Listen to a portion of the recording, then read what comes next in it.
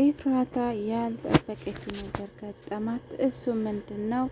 አቤል እንግዲህ ያደረገው ነገር ከባድ ነገር ነው።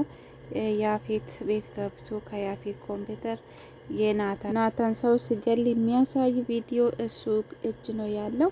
በአሁኑ ሰዓት ኤፍራታ ተስፋ ቆርጣለች። ራሴን መስዋዕት አድርጌ ሰውን ማዳን አልቻልኩም። እኔ ምን አይነት ሰው ነኝ? ከአሁኑ በኋላ አብቅቶልኛል። ከአሁኑ በኋላ እኔ ሰው አልሆንም እያለች አልቅሳለች። ጽዮን ደግሞ ሁሉንም ነገር ተናግራለች። አቤል ያፌትን ያወጋ አቤል እንደሆነ ተናግራ አቤል እንግዲህ ጽዮንና በቢኒ ብቻ አላቆምም። እንደገና በኤፍራታና በናታን በያፌት መጥቷል። እንግዲህ ቢኒ አቤል ምን አስቦ ነው ይሄ ሁሉ ያደረገው? አቤል አሁን ማን አሰበ እንደዚህ? ያፌት ራሱ ጥያቄ ሆነበት። ቢኒን ወቅቷል፣ ቢኒን አግቷል ብሎ ሲናገሩ እና በጣም ነው የደነገጠው። እንዴት እንደዚህ ያደረገው? እንዴት እኔ እንዲደፍረኝ ነው እንደዚህ ያደረገው ብሎ በጣም ተቆጥቶ ነበረ። ይሄ ብቻ በዚህ ብቻ አላቆምም። አቤል እንግዲህ እየቀጠለ ነው። ይሄው ቪዲዮንም አግኝቶ ወስዶ ኤፍራታን እያስፈራራት ነው። ቤተሰቦች ሰላማችሁ ይብዛልኝ። ሐረግ ድራማ ክፍል 92 ተለቋል። ገብታችሁ ይዩት።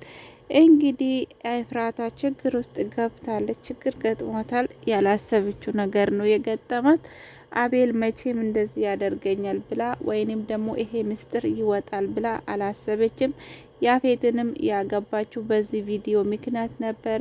ይሄ ቪዲዮ ደግሞ አቤል ጋር ደርሷል እና ኤፍራታ የተስፋ መቁረጥ ስሜት ፊቷ ላይ ታይ ነበረ። ቢሆንም ግን ጽዮን አለችለት። ጽዮን አይዞሽ፣ እኔና አንቺን አንድ ላይ ከሆነን ያፌትን እናሸንፋለን፣ ማልቀስ ትተን ያቃን እንስቀዋለን እያለች ነው። ኤፍራታ እንግዲህ አሁን ደክሞኛል ብላለች። እውነትም ደክሞታል። እንግዲህ እናንተ ተመልካች ራሱ መፍረድ ትችላላችሁ። ኤፍራታ እስኪ ይሄንን ድራማ ማየት ከጀመረን ማልቀስ አቁማ አታውቅም። አንድ ቀን ተደሰትኩ ብላ ራሷን ስትመለከት ወዳው ደግሞ ችግር መጥቶ ታለቅሳለች። እና ኤፍራታ ለለቅሶ እንደተፈጠረች ነው እዚህ ድራማ ውስጥ እንዳየ ነው። ከአሁኑ በኋላ እንግዲህ ኤፍራታ ማልቀስ በጣም ያስጠላል፣ ያሳዝናል።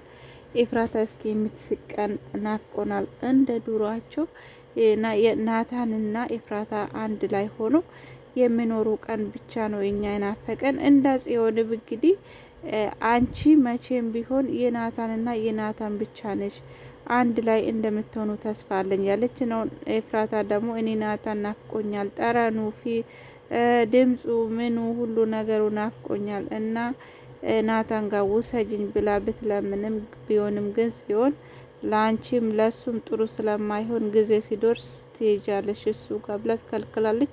እውነት ነው። አሁን ናታን እንግዲህ የወንጀል ውስጥ ገብቷል። አሁን የገባበት ሁኔታ በጣም ከባድ ነው። ያፌት ጋራም እየተገጣጠሙ ነው እና በጣም ከባድ ነገር ውስጥ ነው የከተተችው። ትዝታ የምትባለው ሴት ወንጀል ውስጥ መግባት እንግዲህ ያፌትን ታሸንፋለህ ብላ ነበረ። በአሁኑ ሰዓት እንግዲህ ያፌት ናታንን እያሳደደ ነው። ይሄ ራሱ ያመለጠው መንገዱን ቀይሮ ወደ ትዝታ ቤት ስለሄደ ነው እንጂ ወደ ራሱ ቤት ቢገባ በዛሬ ቀን ናታን ታግቶ ነበረ።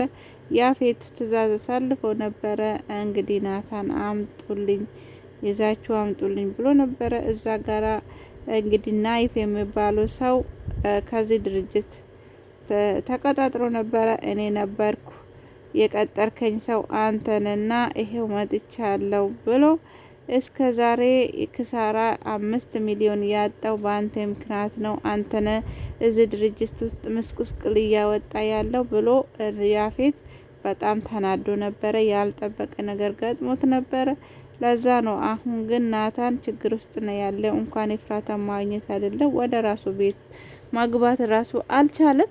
እና ኤፍራታም ከዚያ አዝና ስትመለስ አቤል ቤቱ ጠብቆ አስደነገጣት። እንግዲህ እኔ ይሄው መጥቻለሁ፣ ካሁኑ በኋላ እዚህ ቤት እንድኖር አመቻችልኝ፣ ለያፌት ንገሪውና አመቻችልኝ። እኔ አልችልም፣ ይሄ ያፌት ቤት ነው። ያፌት የፈለገ ማድረግም ይሁን መተው ይችላል። እኔ እኮ የምችል ሰው አይደለም ብትል እንኳን እሱ አይመለከተኝም፣ አንቺ እምልሽ ቀን አድርጊ፣ 2 ቀን ሰጥችሻለሁ ብሎ አስፈራርቷል። ካልሆነ ደግሞ ቪዲዮውን አሳልፍ ለፖሊስ እሰጣለሁ እያለ ነው። በጣም ከባድ ሁኔታ ውስጥ ነው ያለችው። እኔ ለናታን ስል እሞታለሁ ብላ ነው።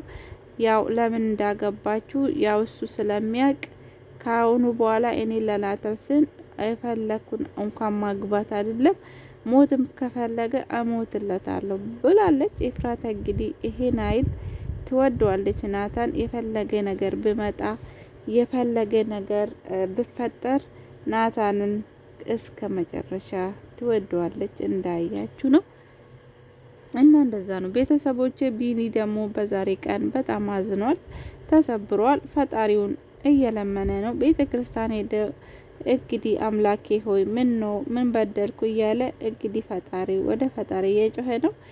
እንግዲህ አንድ ቀን ጽዮን ጋራ ታርቆ ጽዮንም እንደዛ እየተጨነቀች ነው። የድሮ ትዝታ እያስታወሰች እሱም እያስታወሰ እንደዛ ሁለቱም ታግሷል፣ ሁለቱም አዝኗል። ይሄ በአቤል ምክንያት ነው።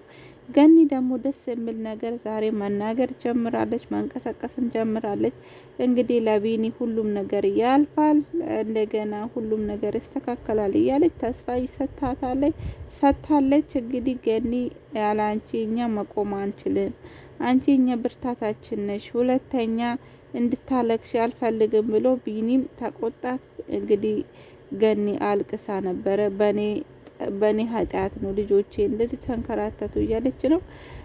ዳግም ደግሞ ለገኒ እህቴም ችግር ውስጥ ነው ያለችው፣ ያልፈለገችው ወንድ በግድ አግብታ ቁጭ ብላለች እና እኔ በጣም ከፍቶኛል እያለ ዳግም ለእናቷ ለገኒ ሲነግራት ገኒም በጣም ከፍቶት አለቀሰች። ብቻ ይሄ መጨረሻው መቼ ነው የሚያበቃ? እና በክፉ ሰዎች ደህና ሰዎች እየተጎዱ ነው። እንደዛ ነው ውዶቼ። በጣም ከባድ ሁኔታ ውስጥ ነው ያሉት። ግን በላይ ደግሞ እኔ ያስደስተኝ ነገር ዛሬ የቤዛ ህይወት እንደዚህ ተቀይሮ ደስተኛ ሆና ከድሮ ተምራ ዛሬ ደግሞ ለሰዎች ራሱ ምሳሌ የሆነች ቤዛ እንግዲህ አዲስ ፍቅረኛ አግኝታለች። እሱ ግን ከድሮም ለእሷ ፍቅር እየተጎዳ ነበረ። በአሁኑ ጊዜ ግን ፈጣሪ ሲፈቅድ ጊዜ አገናኛቸው። በዛሬ ቀን እንግዲህ ሲከፋ ሲደሰትም ቤዛ እንግዲህ አንድ ላይ ሆኖ እያሳለፉ ነው። ግን እሷ አንተን ያገኘ ሴት ታድላለች እያለች ነው ራሷ መሆኗን መቼ ያወቀችና ሉሊት ደግሞ ቤት ውስጥ ተቀምጣ እንግዲህ ብዙ እንትንን እያደረገች ነው። ጥፍሯም አልዳንም ተሸፍኖ ተቀምጦ ወደ ሌላም ውድ ቤተሰቦቼ ደህና ሁኑ። አመሰግናለሁ። እስኪ ላይክ ሰብስክራይብ አድርጉ። ሐረግ ድራማ ክፍል 92 ይሄን ይመስል ነበረ። ደህና ሁኑ።